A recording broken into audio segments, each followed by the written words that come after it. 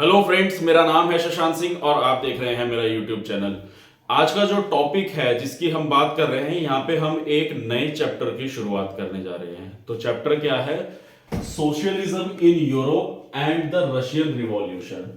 तो ये है आज हमारा एक नया चैप्टर जिसके बारे में हम पढ़ेंगे। लास्ट वीडियोस में हमने फ्रेंच रिवॉल्यूशन चैप्टर पढ़ा, अच्छे से समझा, जाना किस तरीके से मोनार्की हटी, किस तरीके से रिपब्लिक आया, सारी चीजें पढ़ी और किस तरीके से लिबरल और इक्वालिटी और डेमोक्रेटिक सोसाइटी डेवलप होती है, एक ऐसी सोच निकल कर आती है। अब हम इस चैप्टर से अब हम जानेंगे किस तरीके से सोशलिज्म के बारे में हम पढ़ेंगे। अब आप कहेंगे सर ये सोशलिज्म क्या होता है? तो देखिए, सोशलिज्म जो है अब हम जो पढ़ेंगे उसी के बारे में हम जानेंगे कि किस तरीके से क्या हुआ था ना, कि जब फ्रेंच सोसाइटी डेवलप हुई और जो सारी आइडियाज निकल कर आए, तो आइडिया से कहते हैं कि जब लोग इस चीज को सोचते हैं, डिबेट और डिस्कशन करते हैं, तो चीजें और सामने निकल कर आती है। फिर लोग उसको पॉलिटिकल, सोशल और इकोनॉमिक कॉन्सेप्ट से समझने की कोशिश करते हैं और हर चीज में इक्वालिटी ढूंढते हैं, चाहे वो पॉलिटिकल सिनेरियो में हो, सोशल तरीके से हो या फिर इकोनॉमिकल तरीके से हो। तो जो ये हमारा जो चैप्टर है, इसमें आप जो हेडिंग आप देख रहे हैं कि socialism in Europe and Russian revolution, तो दो अलग टॉपिक है। तो सोशलिज्म इन यूरोप पहले हम पढ़ेंगे कि जो पूरा यूरोप था उसके अंदर ये जो सोशलिज्म की भावना है, ये जो सोशलिज्म स्टार्ट होता है और वो सोशलिज्म किस तरीके से इंपैक्ट करता है यूरोप की अदर कंट्रीज में, जिसमें से एक रशिया होता है। तो रशिया में वो देखने को मिलेगा किस तरीके से एक मास लेवल का इसमें एक बहुत बड़ा मूवमेंट देखने को मिलेगा और इसको आज भी लोग उस चीजों को जानते हैं। तो एक एक करके सारी चीजें पढ़ेंगे। इस चैप्टर का पहली वीडियो है, तो एक इंट्रोडक्टरी वीडियो है। इस इंट्रोडक्टरी वीडियो में हम ये जो टॉपिक है हमारा, the age of social changes, मतलब किस तरीके से इस एज में किस तरीके से सोशल चेंजेस हो रहे थे, तो वो हम जानेंगे। लेकिन उससे पहले ही जो दो वर्ड्स है, जो सोशलिज्म और कैपिटलिज्म है, इन वर्ड्स को मैं यहाँ पे थोड़ा सा एक्सप्लेन करना चाहूंगा। उन वर्ड्स को एक्सप्लेन करूंगा, उसके बाद फिर हम आगे बढ़ेंगे।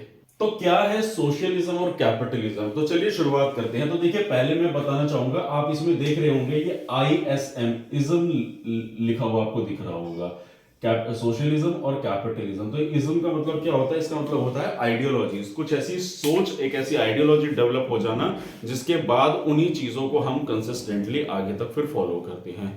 तो सोशलिज्म क्या है? सोशलिज्म का मतलब होता है एक ऐसी सोच, एक ऐसी कंट्री जहां पे चीजें, यानी कि वहां की वेल्थ, वहां की लैंड, वहां के रिसोर्सेज, सारी चीजें लोगों में इक्वली बटेगी।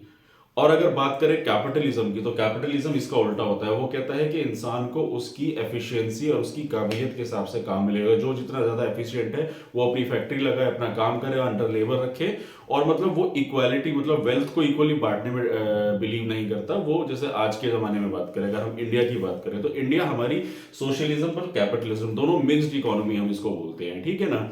तो सोशलिज्म क्या कहता है कि नहीं, जो कमजोर है उसको भी साथ लेके चलो, उसको भी आगे करो, बढ़ावा दो।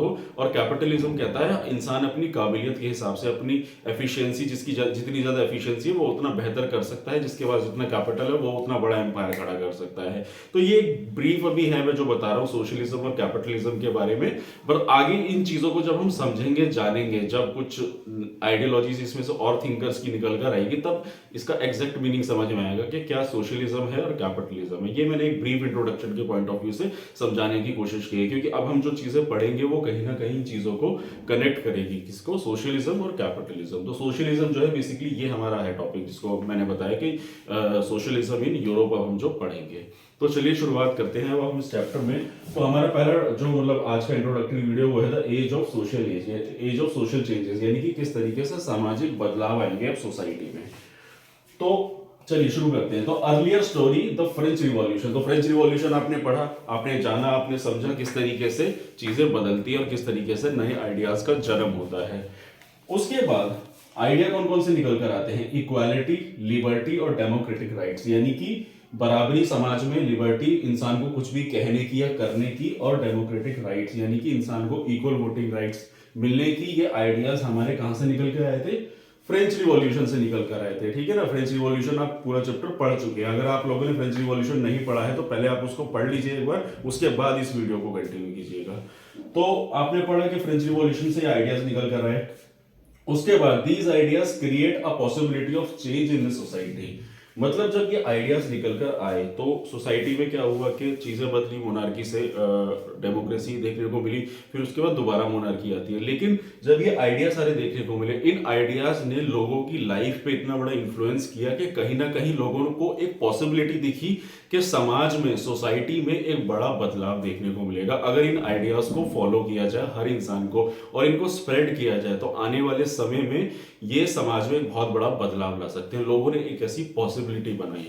उसके बाद पीपल स्टार्ट डिस्कशिंग, और लोगों ने इस बारे में डिस्कस करना, डिबेट करना, मिलना। जैसे हमने लास्ट जो चैप्टर था फ्रेंच रिवॉल्यूशन, उसमें भी पढ़ा था कि जैकोबिन क्लब्स हुआ करते थे, लोग जगह जगह शॉप्स पे मिलके इन चीज़ों के बारे में बातें किया करते थे। कुछ सिंबल्स थे जिनसे रिप्रेजेंट किया जाता था चीज़ों को कि सोसाइटी में कैसे इक्वालिटी और स्लेवरी, अबॉलिशन ऑफ स्लेवरी, ऐसी चीज़ों के बारे में बात की जाती थी। तो जब लोगों ने ऐसे डिस्कस करना शुरू करा, ये सारी चीज़ें हुई, तो सोसाइटी में धीरे धीरे इन सोच की वजह से बदलाव आया, नई नई थिंकिंग आई और नई नई सोच आई। और फिर क्या होता है, but the idea for change varied all over the Europe. तो मतलब ये आइडिया तो आ गए पूरे यूरोप में, लेकिन ये जो आइडियाज थे, तो इनसे जब सोच निकल के आई तो हर इंसान की सोच एक जैसी नहीं है। हर इंसान के जो आइडियाज है उसमें डिफरेंस देखने को मिला है। मतलब कोई कुछ और बोलेगा, कोई और कुछ बोलेगा, तो उससे क्या होता है, तो basically there is some gradual change, और कुछ लोग चाह रहे थे इसमें रेडिकल चेंज। मतलब जो सोसाइटी था, जैसे एक एग्जांपल के तौर पे समझाता हूं, जैसे पिछली वीडियो में हमने देखा, पहले क्या आता है, मोनार्की हटती है तो कॉन्स्टिट्यूशनल मोनार्की आती है, जिसमें ये देखा जाता है जो वोटिंग राइट्स थे वो सिर्फ आदमियों को मिले थे। फिर जैकोबियन आता है, तो क्योंकि उसमें क्या था कि जो वोटिंग राइट्स थे वो सिर्फ उन्हीं लोगों को थे जो लोग टैक्स पे कर रहे थे।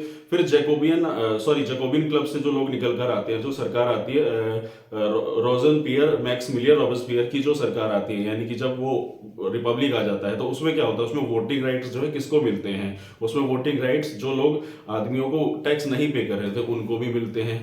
महिलाओं की वोटिंग राइट्स रह जाती हैं, फिर वो बहुत बाद में आते हैं। तो सोच अलग अलग हो गई ना, कि सिर्फ वोटिंग राइट्स जो है सिर्फ कुछ लोगों को मिलेंगे। फिर एक सोच आती है जिसमें कहते हैं वोटिंग राइट्स जो है सभी आदमियों को मिलेंगे। फिर एक टाइम आता है जिसमें वोटिंग राइट्स सभी को दे दिए जाएंगे।